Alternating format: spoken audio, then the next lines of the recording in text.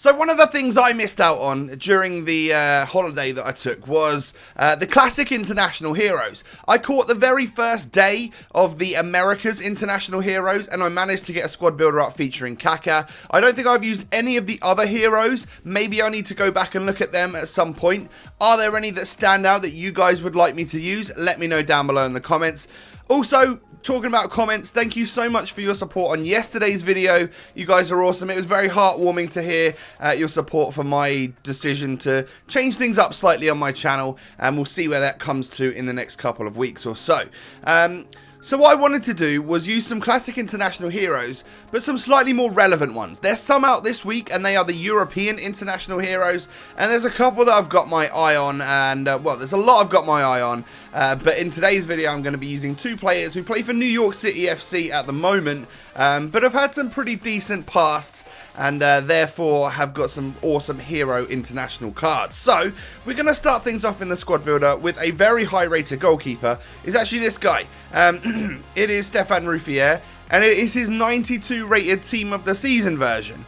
Now, you might expect a 92 rated team of the season to cost you a fair whack. Well, actually, he's very reasonably priced at 42,000 coins for a 92 rated goalkeeper, who I have to admit, after one or two slip-ups right at the start, turned out to be one of the most insane goalkeepers I've used on the game.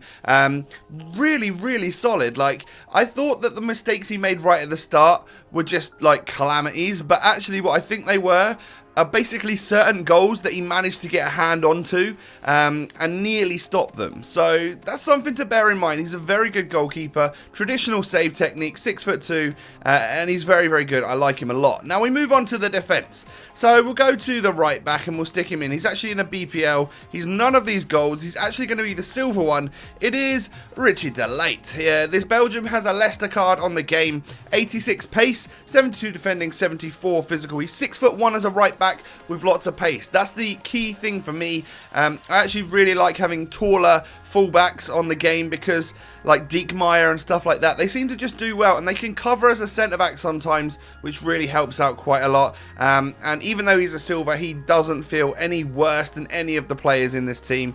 Going on to the left-back then, we don't need the BPL. What we do need is my Real Madrid 85 rated Fabio Coentrão. He is actually one of the European international hero cards, but he's not one of the main ones in today's video. I've actually already played with this team, so what I'm doing is building the squad for you live now, and then I'll show you the clips that I got with the squad. I think in tomorrow's video, which will either be like a transfer hybrid, or it'll be some more international heroes, maybe the likes of Totti or Torres or something.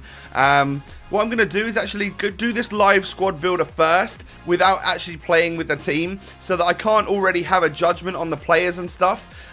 So it'll be a bit different, and then I'll be able to sum things up in the post-commentary in the goals section of the video. But Fabio Coentrão, again, he was one player that at the start I thought was a little bit lame, and I thought, why aren't I using Marcelo or someone like that, just a Real Madrid left back. But actually, turns out he's very, very good. I like him a lot. And he just felt quite solid towards the end. The key thing about this guy is he's got decent dribbling and passing. So he can weave in and out, get up that wing, which is helpful, of course. Now moving on to the centre-back options, we've got two players that are both from Brazil, and they both play for the same club, so they get that hyperlink.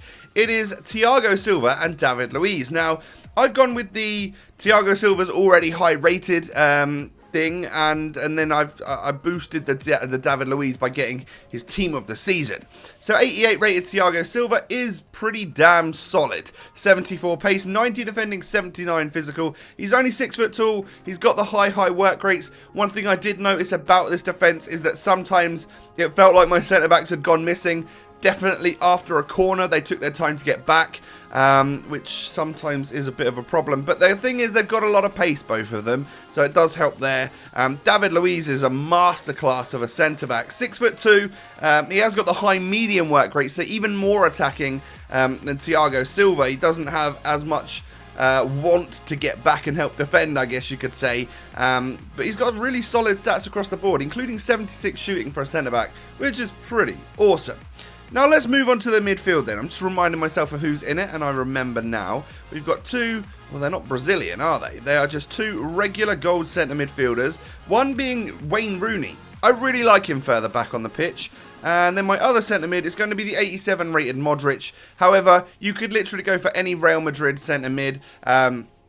I just love this guy. I particularly love his Team of the Year version, but I didn't want to spend sort of 200,000-300,000 coins on it, and this one was already in my club, and you know what? He does a pretty damn good job. 89 dribbling, 84 passing, good stats across the board. He's a little bit small, which can hinder you sometimes, but 4-star skills and weak foot is very, very useful. And then Wayne Rooney, who, in my opinion, does benefit from being in this role as opposed to an out-and-out striker. He's not that quick. 75 pace is blistering for a centre midfielder, but as a striker, it's a little bit slow. He's got great shooting, which is perfect because you get a little bit more space as a centre mid going forwards. And he's got the medium-high work rate, so he does tend to try and stay back a little bit, which is what you want. Because these two CMs almost play as CDMs sometimes and then join the attack as well, so they're very high-working players. So let's put our first awesome player in, shall we? It is Frank Lampard. 90 rated, international hero, European, whatever you want to call him. The Englishman now plays for New York and has previously, of course, played for Chelsea over the years. And, well, this is on your screens right now are some of the potential cards that this one is sort of based off. The ratings and the actual stats are a little bit different across the board. Maybe in the comment section if you could let me know which one of the three on screen right now do you think represents him best. Is it the FIFA 11 stuff? Is it the FIFA 12? All of that, yeah, let me know. Or maybe the FIFA 10. So leave a comment down below. In terms of stats on this game, he's got 75 pace, which is mad, because his normal one's got like 40 something or 30 something. It's very, very slow. Crazy shooting, passing, dribbling, physical. He's very well rounded and a solid addition to the classic international heroes. I love what EA have done with those things. And well, this guy is definitely going to be a hot topic for one of my FUTWIZ player reviews, which will be coming back in the next couple of days.